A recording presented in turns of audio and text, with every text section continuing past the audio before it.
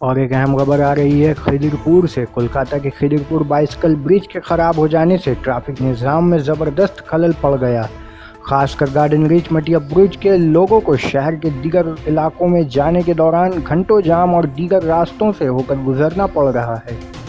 वाज़ह है कि ये बाइसिकल ब्रिज कोलकाता पोर्ट के मातहत आता है और ये पोर्ट के अंदर बड़े जहाज़ को एक तरफ से दूसरी जानिब से ले जाने के दौरान इस ब्रिज को दोनों जानिब से उठा दिया जाता है और जहाज़ पार होते ही इसे दोबारा उसकी पुरानी शक्ल में कर दिया जा रहा है। लेकिन मामूल के इस काम में गुज़रे रोज़ दिन में जब इसे उठाया गया और काम मुकम्मल होने के बाद जब उसे बैठाया जाने लगा तो उसके 4 में से एक जॉइंट अपनी जगह पर नहीं बैठ पाए, जिसकी वजह से 24 घंटा गुजरने के बावजूद अभी तक ब्रिज ठीक न